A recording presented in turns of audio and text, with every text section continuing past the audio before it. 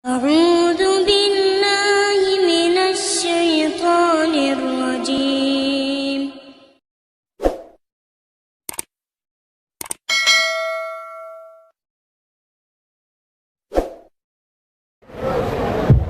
Assalamualaikum warahmatullahi wabarakatuh.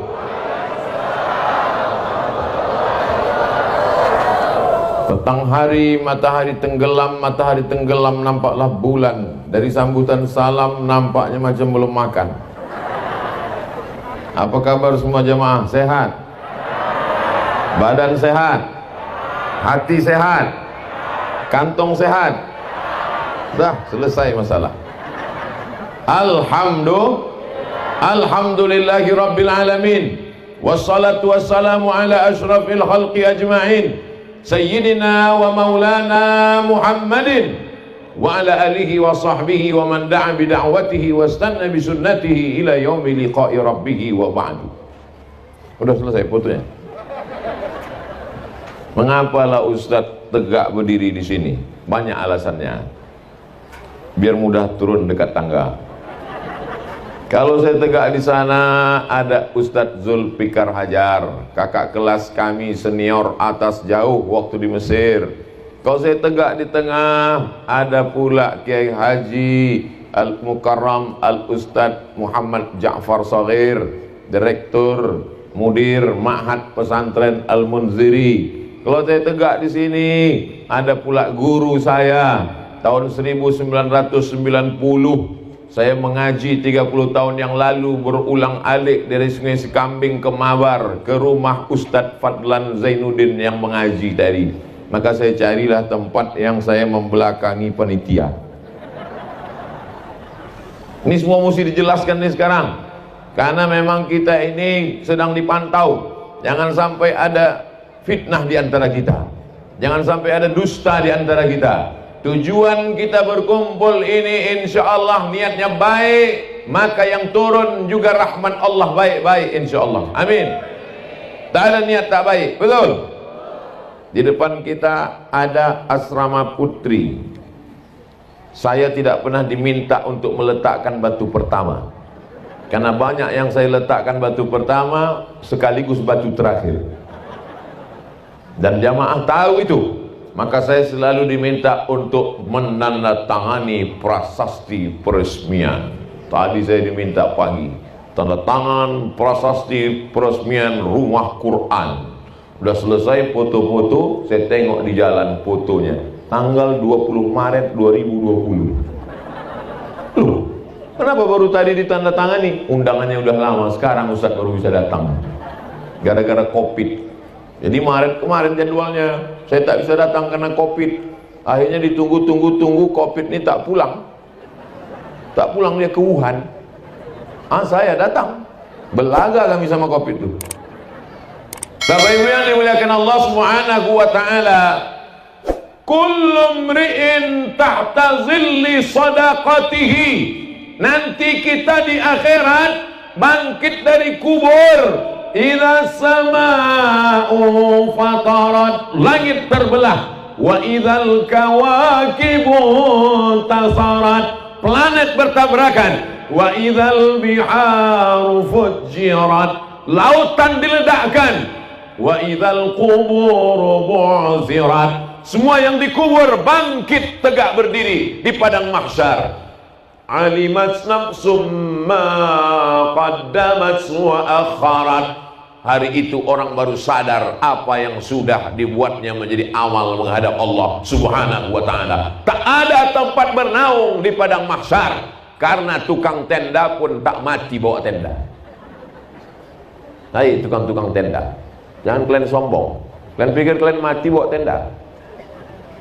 Ibu-ibu tak ada satupun yang mati membawa payung. Walaupun kemana-mana setiap undangan bawa payung. Ada ibu-ibu pernah lihat orang mati bawa payung? Tak ada. Lalu di mana kita bernaung di akhirat nanti? Tenda tak ada, ada masjid. Wa takunul jibalu kal ihnil, bukan mampus, maufush. Hebatnya Al-Quran, maknanya dengan penyebutan hurufnya sama. Ketika disebutkan huruf nun dengan fa, maaf, berterbangan macam bulu kambing ditiup angin. Ambil bulu kambing, letakkan ke tapak tangan, tiupkan, maaf, berterbangan bulu kambing dihembus angin. Kalau tak dapat bulu kambing, bulu ketiak. Berterbangan macam bulu kambing dihembus angin. Gunung Kidul, Gunung Bromo, Gunung Kelut, Gunung Merapi, habis semuanya terbang. Kalau Gunung Kidul, Gunung Bromo, Gunung Kelut, Gunung Sibayak, Gunung Merapi macam bulu kambing dihembus angin, lalu Abdul Somad hari itu macam apa? Dibayangkan ibu tuh, saya melayang-layang baca, saya ketawa. Tak ada tempat kita bernaung. Lalu di mana kita bernaung? Nabi SAW menjelaskan, kullu mri'in tahta zilli shadaqatiki, orang akan bernaung di bawah apa pula somat? Orang akan bernaung di bawah solawat pula kata dia. Orang akan bernaung di bawah sedekah. Jadi kalau ada di antara ibu bapak ini yang bersedekah 1 sak semen, nampak nanti di atasnya 1 sak. Nampak 1 sak. Kalau ada yang bersedekah 1 triplek, nampak 1 triplek. Kena hujan 3 kali bergulung. Kalau ada yang bersedekah plastik, nampak plastik. Udahlah plastik, bolong-bolong pula. Macam inilah yang sedekah ini dia. Tapi kalau ada yang bersedekah, dia banyak melimpah ruah, tiang-tiang cor besi, semen, kosen pintu, maka itulah yang paling mulia. Saya tidak menyuruh bapak ibu bersedekah, saya cuma cerita aja. Oh sedekah silakan, tak sedekah tak apa-apa, tengok aja nanti di akhirat. Ada duit beli cincin, ada duit beli gelang, ada duit beli subang, ada duit beli anting, ada duit beli rantai. Begitu pergi undangan, merah muka itu. Kenapa merah? Anting 2 on sebelah. On gitu. Apa kabar bu? Sehat nih. Saking beratnya emas-emas itu. Kalau mau tidur malam, buka rantai, buka gelang, buka anting, buka subang, buka gelang kaki, diletakkan 1 cuci tangan penuh. Begitu jam 2 malam, mati. Kemanalah pergi emas, subang, rantai, anting tadi? Dia ambil ibu yang baru. Sekarang iyalah ketawa. Waktu dengar ceramah saya ini ketawa. Pas pulang nanti di jalan, betul juga kata Ustaz. Betul juga kata saya. Bukan mau merusak kemesraan ibu sama bapak, enggak. Jangan gara-gara cerita saya ini nanti sore maghrib bapak tuh meminta, Adinda, mana teh manis abang? Buat aja sendiri. Watutlah mata kau tajam menengok cincin gelangku selama ini ya. Sudah diceritakan Ustaz Somad niat burukmu. Enggak. Niat baik bapak-bapak, menikah itu sunnah ibadah, iya kan bu? Tidak katanya. Bapak ibu yang dimuliakan Allah Subhanahu wa ta'ala, tempat kita bernaung tak lain tak bukan adalah sedekah.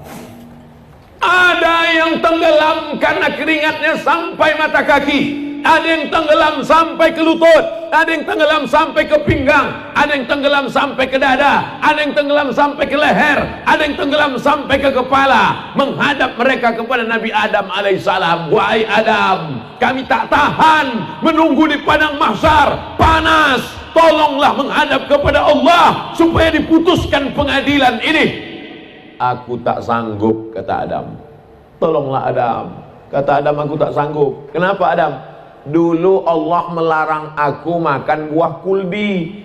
La taqraba hadhihi syajarah. Jangan kau dekati pokok ini. Allah melarang aku mendekati pokok kuldi. Bukan ku dekati, ku makan buahnya. Malu aku menghadap Allah. Minta mereka menghadap Adam. Adam tak sanggup menghadap Allah. Datang mereka menghadap Nuh. Wahai Nabi Nuh, tolonglah menghadap kepada Allah. Kata Nabi Nuh, anak kandungku ku ajak naik sampan. Ya bunayyarkam ma'ana. Wahai anakku, buah hati belayan jiwa, marilah naik ke sampan ayah nak. Apa jawab? Kan'an nama anaknya. Ada anak ibu nama Kan'an? Kalau ada ganti Abdul Somad. Apa jawab Kan'an? Sawi ila jabali asimuni minal ma. Aku akan naik ke atas bukit yang bisa menyelamatkan aku dari air banjir bandang. Banjir 40 hari 40 malam. Disangkanya macam banjir Sungai Deli. Tenggelam semua alam semesta. Naik air ke atas bukit. Tenggelamlah Kan'an, anak durhaka, anak Nabi Nuh alaihissalam. Tak sanggup aku menghadap Allah. Datang mereka menghadap kepada Nabi Musa alaihissalam. Kata Nabi Musa, aku tak sanggup menghadap Allah, karena ketika aku naik ke atas bukit Tursina menerima wahyu, umatku Bani Israel menyembah patung sapi yang berlobang lehernya, masuk angin kencang. Dibuat patung sapi, berlobang lehernya, masuk angin kencang, berbunyi sapi itu.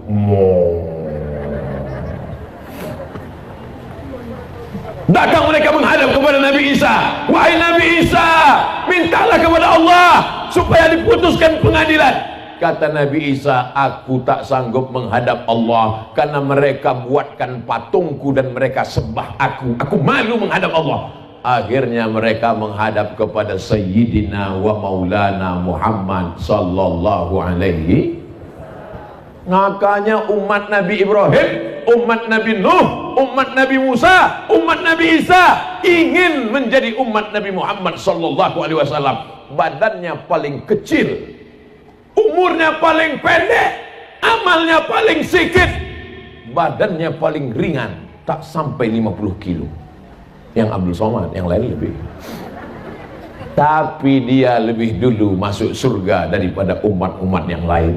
Kenapa? Karena inilah yang berani menghadap Allah Subhanahu wa ta'ala. Karena tak ada cacatnya, tak ada kurangnya, tak ada buruknya, tak ada jeleknya. Allah pun berakhlak kepada dia. Kalau kepada Adam Allah panggil namanya, ya Adam uskun anta wa zawjukal jannah. Kepada Nabi Musa Allah panggil namanya, ya Musa inni istafaituka. Kepada Yahya Allah panggil namanya, ya Yahya khudhil kitaba biquwwah. Tapi kepada Muhammad SAW ada ayat yang memanggil dalam Al-Quran, ya Muhammad. Ada? Macam hafal Quran aja. Ada bu? Tidak. Dalam Al-Quran apa kata Allah kalau memanggil nama dia? Ya ayyuhan nabi jahidil kuffar, ya ayyuhan rasul balligh ma unzila ilaika min rabbik. Allah tak pernah memanggilnya ya Muhammad, maka kita pun beradab kepada dia. Tak kita sebut Muhammad, tapi kita panggil dia Sayyidina wa Maulana wa Syafi'ina wa Zuhrina Muhammad sallallahu alaihi wasallam.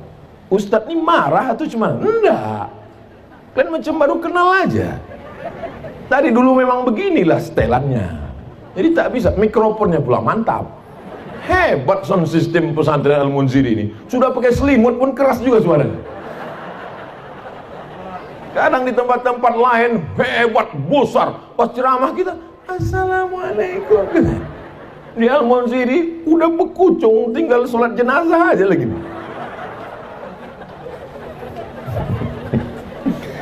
Saya sebetulnya ceramah antara ada covid tak ada covid sama aja. Cuman bedanya kalau sebelum ada covid itu nampak saya respon wajah jamaah itu. Entah dia sedih, entah dia senyum, nampak. Ini tak tahu kita, entah senyum, entah ketawa. Tiba-tiba keluar aja suara. Bapak Ibu yang dimuliakan Allah Subhanahu wa taala. Jadi kalau mau selamat selama menunggu di padang mahsyar, yang bisa menjaga kita, yang bisa menaungi kita, yang bisa melindungi kita hanya satu, Sodako, la ilaha illallah. Dia alih-alihkan juga lagi sholat katanya. Payah betul lah cerita sodako. Biasanya saya kalau udah ceramah tentang sodako ini biasanya keluar kota, biasanya keluar keranjang. Hebatnya di pesantren Al-Munziri, kotak tak keluar, keranjang pun tak keluar. Rupanya di sini tak main lagi masuk duit, semuanya pakai transfer banking ke nomor berikut. Mantap. Nomor pun tak ada. Wah, hebat betul. Buka Play Store Pesantren Al-Munziri, klik ke nomor sumbangan asrama putri, enter nomor rekening, klik OK. Begitu diklik, menangislah ibu tadi. Kenapa ibu menangis, Bu? Haru, sedih karena asrama itu akan mengalir pahalanya ke makam ibu. Bukan, Pak Ustaz. Jadi kenapa ibu menangis? Salah ketik nolnya banyak kan?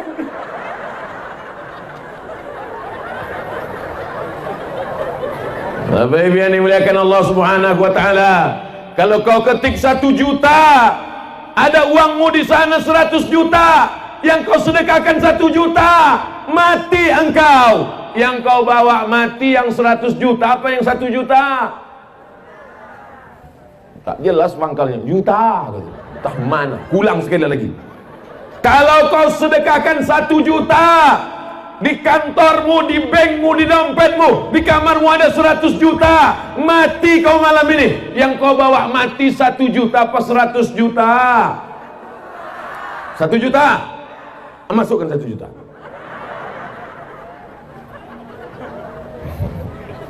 Ibu sehat, bapak sehat, alhamdulillah. Di tempat lain ada yang saya bilang 1 juta, demam langsung. Di tempat lain ada saya bilang 1 juta, kumat langsung. Aduh Pak Ustaz, aduh kenapa? Naik asam urat. Asam urat di sini Pak, lupa aku. Nah, yang pertama kalau kita mau mendapat naungan di padang mahsyar, maka kita mesti banyak-banyak mau sholawat juga. Oke, sholawat. Sallallahu ala Muhammad, sallallahu alaihi wasallam, sallallahu ala Muhammad, sallallahu alaihi wasallam. Ya Nabi alaika, ya Rasul salam alaika, ya Habibi salam alaika, salawatullah alaika. Banyak-banyak berselawat. Ibu-ibu yang sedang hamil berselawat, yang belum hamil berselawat, yang sudah hamil berselawat, yang hamil tak ada suami jangan berselawat. Bapak Ibu yang dimuliakan Allah Subhanahu wa taala. Yang kedua, dawu mardakum bis shadaqah. Obati orang yang sakit di antara kalian dengan sedekah. Sudah berobat ke dokter, tak juga sembuh. Sudah berobat alternatif, herbal, kusuk, pijat refleksi, totok, udah ditusukkan semua jarum-jarum ke badanku nih Pak Ustadz, dari jarum kaki, jarum jahit sampai jarum goni, tak juga sehat Pak Ustadz. Ada satu yang belum kau coba, sesuai dengan sabda hadis Nabi Muhammad sallallahu alaihi wasallam, banyak-banyak bersedekah. Judul bukunya Al-Gharaib wa Taraib Sa'ah wa Sa'ah. Syekh Abu Ammar Al-Misri, orang Mesir.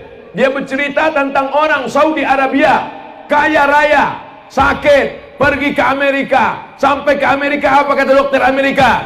Pulang, makan enak, tidur enak, ketawa-ketawa, liburan. Nanti mana tahu Bapak Ibu sakit, na'udzubillah, na'udzubillah, na'udzubillah. Mana tahu sakit, pergi ke rumah sakit Pirngadi, lalu kata dokter, ibu pulang ke rumah, makan enak, tidur enak, ketawa-ketawa, itu artinya malaikat maut sudah seinci setengah. Tak ada obatnya. Pulang, tidur, makan, ketawa bersama keluarga, nikmati hidup. Obatnya tak ada, menunggu mati. Mimda tema taya bawa. Berarti masih banyak yang ngajinya pakai kaidah Baghdadiyah. Yang tahu Mimda tema taya bawati itu yang seumur-umur saya, yang umur-umur 23 nih. Kalau anak-anak zaman sekarang mana dia tahu? Anak sekarang ngaji tak pakai kaidah Baghdadiyah, ngajinya pakai Iqra, a bataba batata batasa balari. Belari anak. Anak soleh insyaallah, mantap, amin. Bapak Ibu yang dimuliakan Allah Subhanahu wa taala, akhirnya orang sakit dari Saudi Arabia pergi berobat ke Amerika. Kata dokter Amerika tak ada obatnya, pulang saja. Baliklah dia ke Jeddah. Sampai di Jeddah dia bersedekah, sedekah. Setelah itu tak berapa lama dia pergi lagi ke Amerika, medical check up terakhir, diperiksa sama dokter Amerika, dicek dari mulai urat ubun-ubun sampai kaki kepala. Dokter heran, kau berobat di mana? Kau makan herbal apa? Kau pakai alternatif apa? Kata dia, aku tak ada pakai apa-apa, yang ku pakai sabda Nabi Muhammad sallallahu alaihi wasallam, dawu mardakum bis sadaqah, banyak-banyak bersedekah. Orang yang tak bertuhan, ateis, kafir, munafik, murtad. Apa hubungan sedekah dengan penyakit, guys? Lagi kita yang beriman, yang percaya kepada Allah, mudah saja. Penyakit datang dari mana? Dari Allah. Kesembuhan datang dari mana? Apa pula dokter spesialis? Huwadh-dharru huwan-nafi'u. Allah yang mendatangkan mudarat, Allah yang mendatangkan manfaat, Allah yang menolak mudarat. Iyamsaskallahu bidurrin fala kashifa lahu illahu. Kalau Allah mau mudaratkan engkau, tak ada yang bisa menyehatkan engkau. Tapi kalau Allah mau menyehatkan engkau, tak ada satupun yang bisa memudaratkan engkau. Itulah iman, itulah akidah, itulah Ahlussunnah wal Jamaah, itulah makna la ilaha. Begitu. Kenapa Ustaz berapi-api nih? Kepanasan. Maka digulung baju ini dulu. Memang baju baru ini panas bawaannya. Baru dikasih orang tadi malam, mereknya Casio, kasih orang. Baju dikasih orang, sorban dikasih orang, cincin dikasih orang, nyawa pun dikasih Allah. Kalau mau, kapan dia mau dia cabut, betul? Maka ternyata sehatnya kita itu juga karena sodakoh. Akhirnya apa yang terjadi? Apa hubungan penyakit dengan sedekah? Penyakit datangnya dari Allah, sedekah datangnya dari Allah. Ketika kita bersedekah, mengaji anak santriyah. Di pesantren lain laki-laki santri, kalau perempuan santriwati. Di sini berubah, yang laki-laki santri, yang perempuan santriyah. Terserahlah mau santriyah mau, yang penting santri. Mengajilah mereka tengah malam. Bismillahirrahmanirrahim. Yasin wal Qur'anil Hakim. Turun rahmat malaikat yang membelikan keramik, yang membelikan batu bata, yang membelikan semen, yang membelikan seng, yang memasangkan atap, kosen, pintu, jendela, AC, kipas angin. Maka pada saat rahmat Allah turun, penyakit-penyakit itu pun hilang. Innama amruhu idza arada syai'an ayyakula lahu kun fayakun. Dawu mardakum bisadaqah. Obati orang yang sakit di antara kalian dengan sedekah. Setelah selesai ceramah, datanglah ibu-ibu. Ustadz Somad, ya Bu, saya sudah diponis dokter kena penyakit sebesar duit logam 100 perak di dalam perut saya. Namanya kista, bukan merek mobil. Kista. Apa kata dokter? Ini kami sudah cek ada kista di dalam rahim. Gimana obatnya dokter? Mesti dioperasi. Efeknya apa? Kalau kistanya dibuang sama rahim-rahimnya dicopot, maka ibu tak bisa hamil lagi. Mendengar ibu tak bisa hamil lagi, mau nangis ibu tuh habis tisu setengah kotak. Mendengar ibu tak bisa hamil lagi, bapak tuh tersenyum.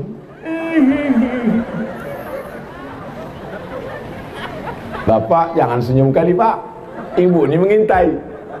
Untung pakai masker, diselamatkan masker. Akhirnya ibu ini tahu tentang hadis Nabi, da'u mardakum bisadaqah, obati orang yang sakit dengan sedekah. Dia pun bersedekah, diundangnya anak yatim, pergi dia ke panti jompo, datang dia ke panti asuhan, pergi dia ke pesantren, dibayarkannya uang anak sekolah duafa yang tak sanggup, ditengoknya pembebasan tanah. Berapa harga tanah? 500.000, saya 10 meter, berapa saya yang kurang, ditambahnya. Setelah itu cek lagi ke rumah sakit, dokter tuh heran, ibu makan apa? Makan nasi pakai ayam penyet, ayam patah, ayam sungsang, ayam mati, ayam mutan, ayam pop. Apa masalahnya? Rupanya kista yang sebesar duit logam itu mengkerut, mengecil, hilang. Jadi gimana dok? Tidak jadi operasi karena kistanya sudah hilang. Selamat, ibu tak jadi operasi dan bisa hamil lagi. Ibu tuh tersenyum, bapak tuh pula menangis.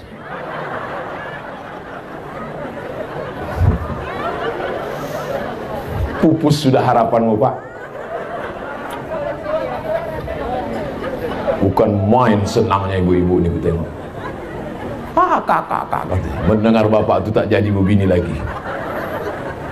Kisah nyata, true story. Nanti kalau ke Pekanbaru bisa kutunjukkan sama orangnya. Cuman sekarang tak bisa kusebutkan nomor handphonenya, menjaga kode etik jurnalistik. Nana tahu ada ibu-ibu yang kena penyakit kista, nauzubillah, mudah-mudahan semuanya sehat insyaallah, amin.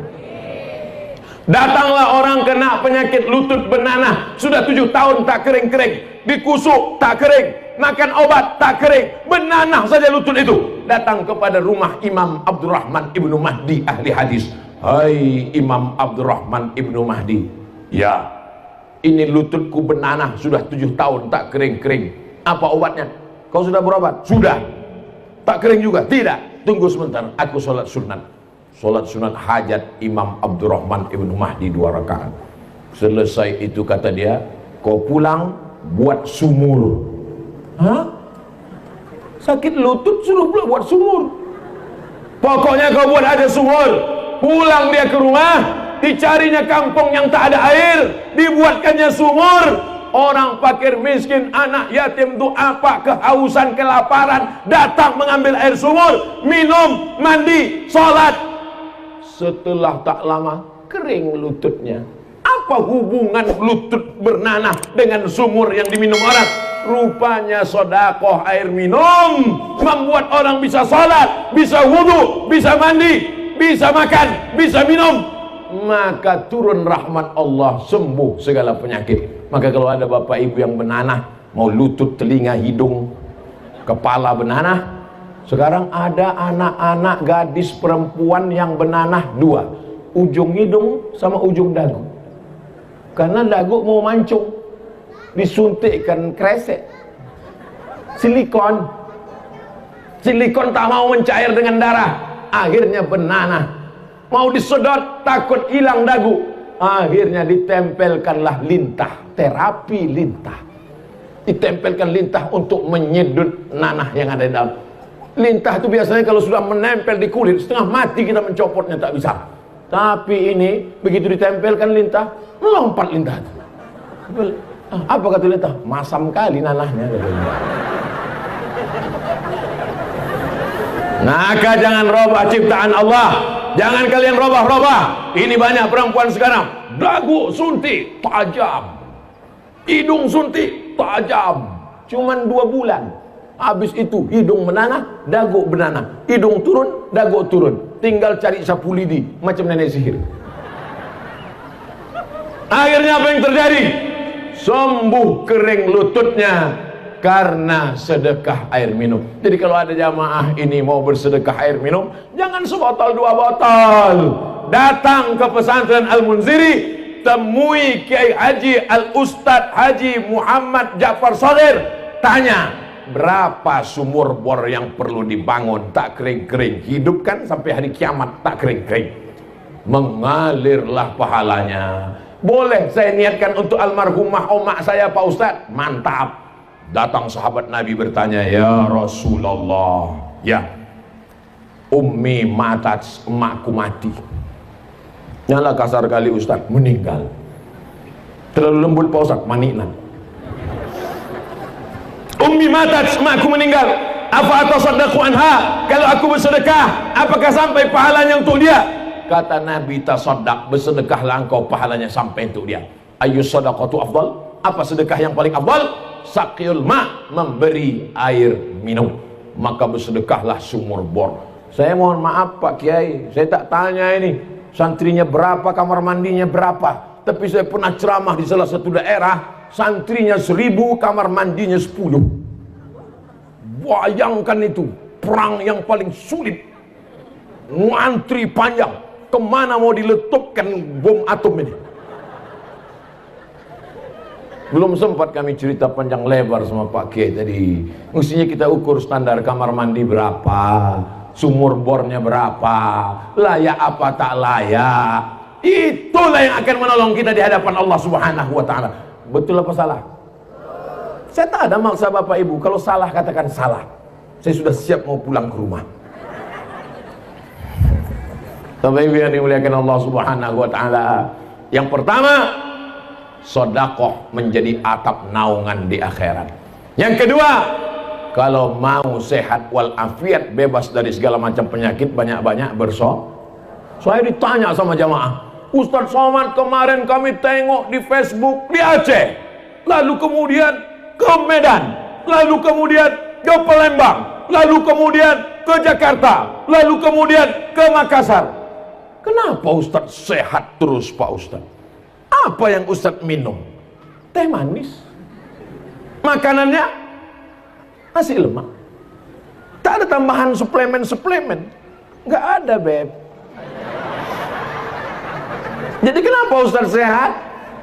Sehat saya karena didoakan jamaah. Berjuta-juta jamaah yang mendoakan saya. Di Instagram aja 4, berapa itu sekarang. Belum lagi di Facebook. Sebentar ya, aku cek dulu. Tak enak pula kalau agak-agak data nih tak valid kan. Sabar kalian nunggu kan. Caranya buka YouTube, habis itu cari Ustadz Abdul Somad Official. Udah? Nah, sesudah dapat baru buka, subscribe dulu. Nah, sudah itu baru cari tentang. Nah, di ujung tuh tentang. Nah, sudah tentang baru tengok. Channel ini dibuka tahun 2019, sudah ditonton sebanyak 75 juta orang. 75 juta orang ini tidak semuanya suka, banyak juga setan-setan yang tangannya begini tuh, tangannya begini. Anggaplah setan sama hantu sama jin nyiblorong sundel bolong itu 5 juta. Tapi kan masih kalah juga kita sama 70 juta. 70 juta yang menonton saya. Bayangkan itu, kira-kira 70 juta itu kalau ikut pilpres menang apa kalah? Tapi kalian nggak perlu khawatir, aku tetap jadi ustadz sampai hari kiamat. Jangan takut kalian. Kemana ceritanya tadi? Mundur balik ke belakang. Bahwa kita didoakan orang. Makanya saya kalau kemana-mana jumpa saya, doakan saya makcik. Aku mau berfoto dekat Ustadz Somad. Yang boleh berfoto dekat aku ini 2 mak. Yang pertama anak-anak, yang kedua nenek-nenek. Kenapa begitu? Karena kalau anak-anak yang masih muda-muda, nanti dikatakan orang istri simpanan saya. Didoakan oma-oma itulah saya. Ustadz Somad ini sehatkan. Apalagi orang-orang di pesantren Al-Munziri ini. 2 bulan yang lalu jumpa saya sama Pak Kiai di Pekanbaru. Maka sejak itu setiap maghrib mereka mendoakan, saya akan Ustadz Somad, saya akan Ustadz Somad, saya akan Ustadz Somad sampai tanggal 5 ya Allah. Setelah itu mau kena COVID, mau mati, mampus dari situ.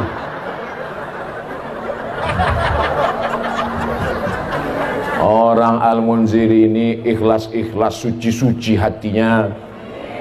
Doakannya Ustaz Abdul Somad, alhamdulillah sehat walafiat. Kalau tiba-tiba nanti sakit, sakit bukan laknat, sakit bukan kutukan.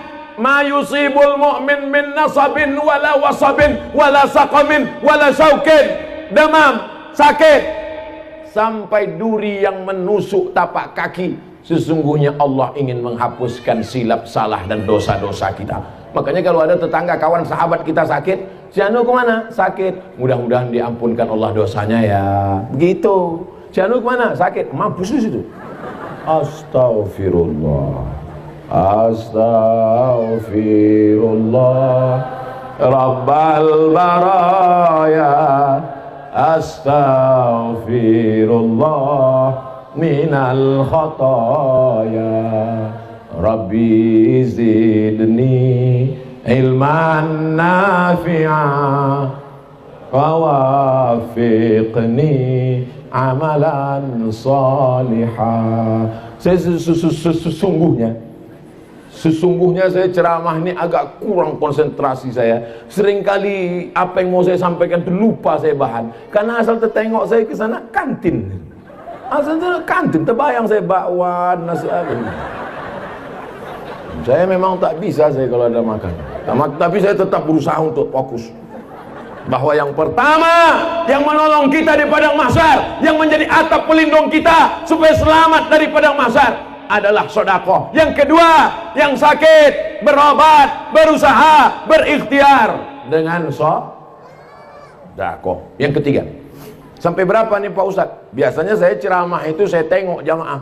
Kalau udah nampak saya ada 2-3 orang menguap, berhenti saya. Cuman sejak Covid ini tak tahu kita dia entah menguap atau tidak. Tak nampak.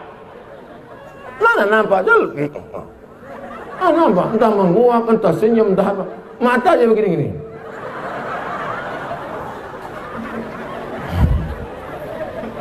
Jadi memang di mana-mana saya patok, saya ceramah 60 menit. Tadi saya mulai jam 2:30, nanti jam 3:30 kebetulan nanti berkumandang suara azan dan sholat asar. Begitu Bapak Ibu semua sholat asar, saya tengok kalian mau sholat asar, saya pun pulang. Saya tengok semuanya sibuk sholat asar, saya pun cabut. Kenapa? Aku udah jamak taklim. Saya udah jamak taklim tadi duluan.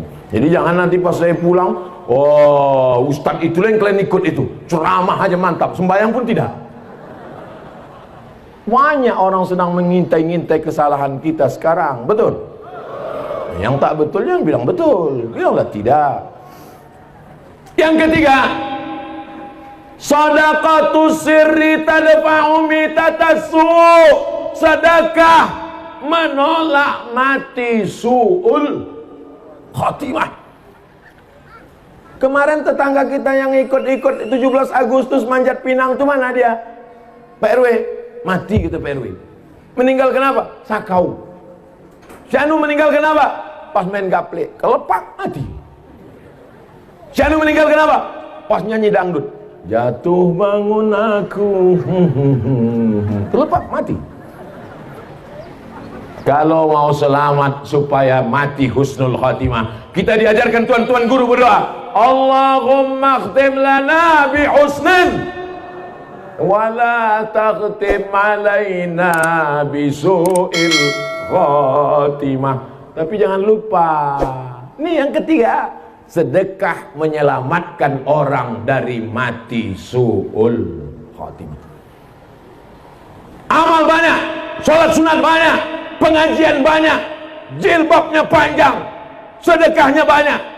Tapi ternyata kalau riya, kalau angkuh, kalau sombong, tak selamat dari mati su'ul khatimah. Apa yang bisa menyelamatkan dari su'ul khatimah? Kata Nabi, shadaqatus sirri tadfa'u mitatasu'i. Banyak-banyak bersedekah diam-diam, maka itu akan menyelamatkan dari mati su'ul khatimah. Anak muda meninggal di samping Ka'bah, di belakang makam Ibrahim, dalam keadaan pakaian ihram, di dalam Masjidil Haram, di sujud terakhir, dalam keadaan berwudu, di dalam sholat. Tak ada mati yang lebih indah daripada mati dalam Masjidil Haram, di belakang makam Ibrahim, dalam keadaan berwudu, dalam sholat, sedang pakaian ihram, di sujud terakhir. Indah. Anak muda, bukan alim ulama. Selesai dia dibawa ke keluarganya, datanglah orang bertanya kepada emaknya, anak ibu ini bu? Iya. Apa amalannya bu? Ulama dia? Tidak. Dia kerja kantor biasa. Jadi kenapa dia matinya indah betul? Aku pun tak tahu entah apa amalannya. 2-3 hari setelah kematian, datanglah perempuan membawa anak-anak. Kamu siapa? Aku perempuan. Iya, aku tahu aku kau perempuan. Ya kau siapa? Ini anak-anakku. Terus anak ibu ini setiap awal bulan datang ke rumah kami, diam-diam membawa gajinya, dikasihnya sepertiga gajinya untuk anak yatim. Terkejutlah ibu, terkejut semua tetangga jemaah. Kenapa dikasih Allah dia husnul khatimah? Karena sodako. Makanya nanti ibu, mana tahu suami ibu meninggal, 2-3 hari sesudah itu datanglah janda membawa anak. Itulah tanda husnul. Oh, tak ada yang mau mengaku. Sedekah ini luar biasa Bapak Ibu.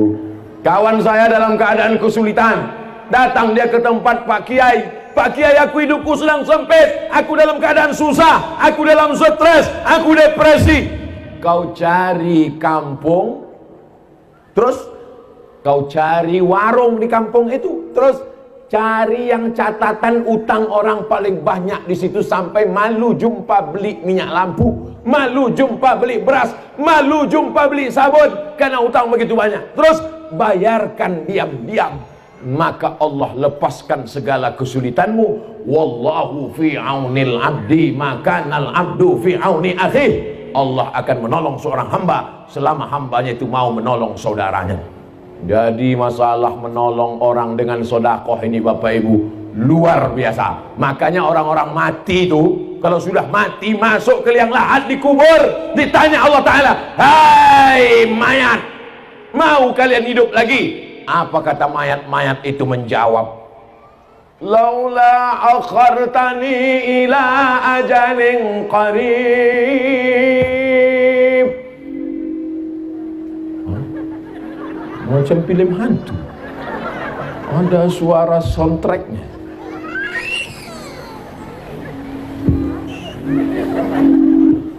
Laula akhartani ila ajalin qarib. Kata mayat-mayat yang sudah masuk dalam kubur, kasihlah aku waktu sekejap aja ya Allah, kasihlah aku hidup sebentar saja ya Allah. Tak bisa sehari setengah hari, tak bisa setengah hari 1 jam, tak bisa 1 jam 1 menit, tak bisa 1 menit 1 detik, hidupkan aku. Kalau kau kuhidupkan, kau mau apa? Apa jawab dia? Fa'asaddaqa. Kalau aku hidup sekejap, aku mau bersedekah.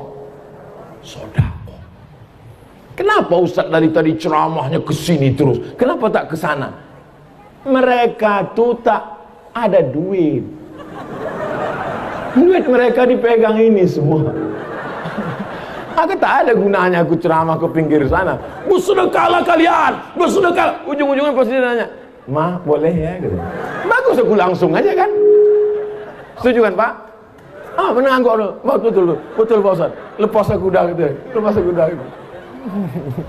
Memang yang cari duit, pergi pagi pulang petang, peras keringat banting tulang, tugang langgang lintang pukang, itulah orangnya. Tengoklah wajah-wajah yang penuh penderitaan itu. Itulah orang yang pergi sampai kepala jadi kaki, kaki jadi kepala, tapi tak megang duit. Asal mau pergi, nah dompet di sini. Ini kau pergi.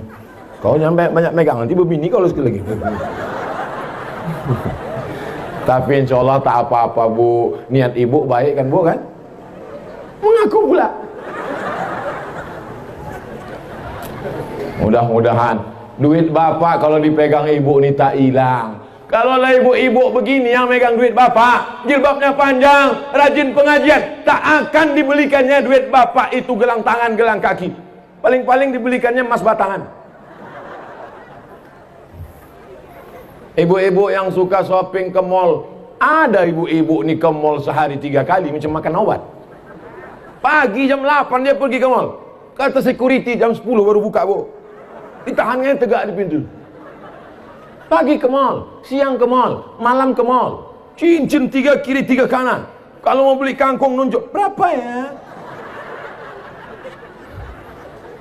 Kalau belanja di mall 100.000, angkat 500.000, bungkus. Tapi kalau belanja ke pasar, menawarnya mencekik. Berapa ikan ini setumpuk? 15.000, 2.500 ya? Kalau di mall bukan main lagi kau tunjukkan kau yang kayanya. Sampai duit-duit itu bersisa waktu bayar. Bu, ini ibu masih ada sisa uang lagi 10.000, boleh kami donasikan? Ambillah, aku 10.000 itu macam kutil aja. Tapi kalau menawar di warung tetangga sebelah, alhamdulillah ibu-ibu yang macam itu tak ada di sini. Amin kata dia, berarti masih ada. Husnuzan, semuanya baik-baik insyaallah. Amin. Bapak Ibu yang dimuliakan Allah Subhanahu wa taala, siapa yang ceramah di pesantren Al-Munziri tadi? Abdul Somad. Abdul Somad yang mana itu? Mana ada Abdul Somad lain? Apa isi ceramah dia? Entah apa-apa, aku pun tak ingat lagi. Aku fokus sekali nengok baju baru dia itu, jadi tak ingat pula aku tahu. Kalau payah ngingat ceramah saya, tinggal kalian tonton aja di channel Ustadz Abdul Somad Official. Hasil setiap detik, setiap menit tontonan kalian itu, duitnya dibelikan beras untuk fakir miskin. Satu paket isinya beras 10 kilo, minyak 2 kilo, gula 1 kilo, teh 1 kotak, susu 1 kaleng, sarden 10 kaleng, satu paket 300.000 dibagikan ke fakir miskin, ke anak yatim dan du'afa. Jadi sekali menonton, sesungguhnya dia sudah bersedekah. Tapi sedekah yang di Munziri juga jangan lupa. Yang tak bawa duit cash sekarang, besok pagi bawa sama koper-kopernya kemari. Assalamualaikum Ustadz Kiai Haji Muhammad Ja'far Shagir. Ya, mana semen batu bata, berapa lagi yang perlu kami bantu? Coba tengok data-datanya. Semen sekian sak, batu bata sekian sak, kosen. Ibu mau nolong? Enggak, mau nanya aja. Tolonglah. Siap ibu menolong? Mak, dari bunyinya tak yakin aku. Siap bapak menolong? Siap nega. Apalah gunanya orang siap tak berduit? Insyaallah. Al-mu'minuna wal mu'minat ba'duhum awliya'u ba'd. Laki-laki yang baik, perempuan yang baik, mereka saling tolong menolong. Anak-anak sekarang cabut dari sekolah pergi ke mall jalan-jalan, dari rumah pakai jilbab panjang, sampai di tengah jalan jilbab dikulung masuk tas, naik motor knalpotnya dipotong, cabut, minumannya disuntik pakai narkoba, begitu diminum mabuk, hilang kesadaran, melakukan perbuatan zina. Lagunya sudah ada, pulang-pulang berbadan dua. Yang ketahuan aku sih pula, paham ini.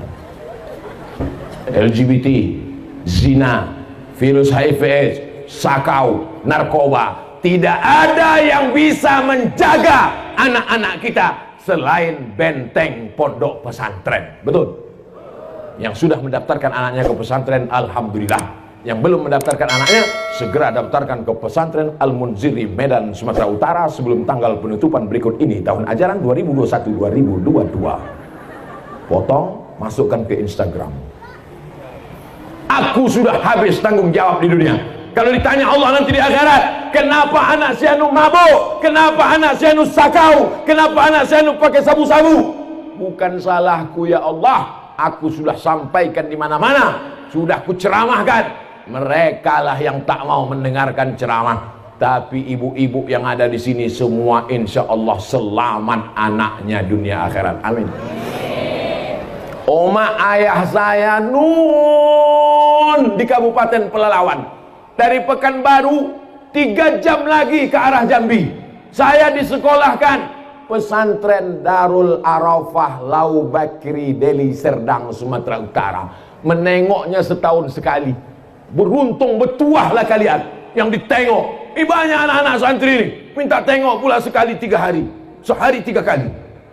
Minta bawakan keripik pedas lah, bumbu pecal, banyak betul lah kau. Balik aja kau ke rumah. Kami dulu setahun sekali baru ditengok. Orang tua di Riau, saya kuliah sekolah di pesantren Darul Arafah. Tak ada perempuan. Ini masih untung ada santriah.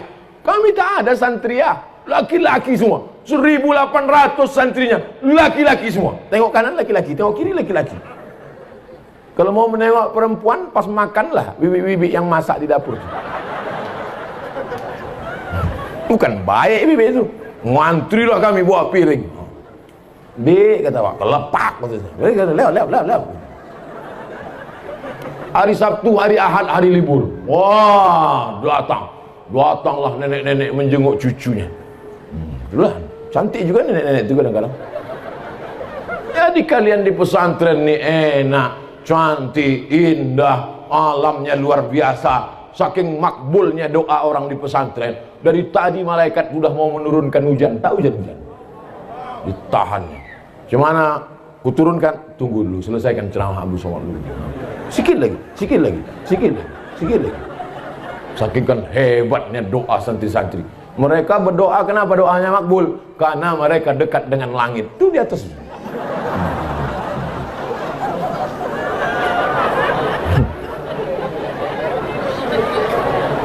Ustaz Somad jam 12 malam menelpon mak-mak. Ibu kenapa? Diganggu jin. Bukan Pak Ustaz, anakku. Kenapa anak ibu? Anakku bawa motor Kawasaki Ninja, nguput ke sana kemari, mau kularang udah tak bisa. Kalau kularang dibawakannya parang panjang. Kenapa? Kabel-kabel otaknya sudah korslet dibuat narkoba. Apa lagi yang mau dilakukan? Nasi sudah jadi tai ayam. Anak sudah mabuk, otaknya sudah rusak. Ibu masih cerita bubur juga lagi. Udah rusak udah otaknya. Ustaz Somad, tolong doakan anak saya Pak Ustaz. Ustaz datang ke rumah. Anak ibu kenapa? Tak tahu pagi, tak tahu siang, tak tahu malam, tak tahu makan, tak tahu sholat. Asik main game online di kamar. Tolonglah Ustaz doakan. Tak tahu aku doanya. Belum ada dapat ku doa Nabi. Allahumma inni a'udzubika min game online. Siapa yang memberikan handphone? Aku Pak Ustaz. Siapa yang mengasihkan kamar besar? Aku Pak Ustaz. Siapa yang membelikan layar monitor TV besar? Saya Pak Ustaz. Siapa yang membelikan paket? Saya Pak Ustaz. Siapa yang buat dia kecanduan? Saya Pak Ustaz. Sekarang dia udah kecanduan, siapa yang salah? Ustaz. Apa pula aku salah? Maka kalau anak kita mau selamat, tidak ada jalan lain, sekolahkan di pesan. Saya nih Bu, saya nih Pak, andai tak dimasukkan ke pesantren dulu, udah jadi hantu sekarang. Alhamdulillah, dimasukkan almarhumah mak nih saya ke pesantren, tinggalkannya. Begitu saya taman aliyah, dikirimnya ke Mesir, 4 tahun tak dikasihnya ongkos, tak balik-balik. Sampai temenung saya di tepi sungai Nil tuh. Sadis sekali ya. Tak jadi bunuh diri. Rupanya sudah habis. Tadi dimulai 2:30, sekarang 3:30. 60 menit kita bersama. Mudah-mudahan 60 menit ini menjadi nilai amal soleh. Jangan kemana-mana setelah pesan berikut ini. Bagaimana cara kita menyikapi wali santri yang masih ragu dalam menitipkan anaknya di pesantren? Hampir tiap 3 kali seminggu datang sehingga anaknya terganggu belajar. Itulah yang kusampaikan tadi. Kan udah kusampaikan itu udah. Janganlah kalian tengok anak itu sering. Udah kusampaikan itu kan. Tengok dia 1 semester, tengok dia pas libur aja jebut. Sayang sama anak bukan kalian letakkan di celah ketiak. Sayang sama anak bukan dibelikan motor, dibelikan mobil. Sayang sama anak dikasih handphone mahal, gadget 25 juta, motor 100 juta. Sore pergi ke sana kemari. Orang sedang sholat maghrib. Wainil maghdubi alaihim waladdallin. Ada yang di belakang keceplosan, mampus gitu. Tiang listrik mati. sayang sama anak, tinggalkan di pesantren. Ibu kalau mau menangis, Bu, jangan waktu di pintu ini, tinggalkan dia sini. Ku tinggalkan kau di sini supaya kau jadi orang. Ku tinggalkan kau di sini supaya kau jadi ulama. Ku tinggalkan kau di sini supaya kau menjadi polisi, jadi tentara, jadi hakim, pengacara. Belajar kau baik-baik. Kalau mau nangis, udah keluar agak-agak jauh, ada pokok-pokok sawit. Berhenti menangislah di bawah tuh.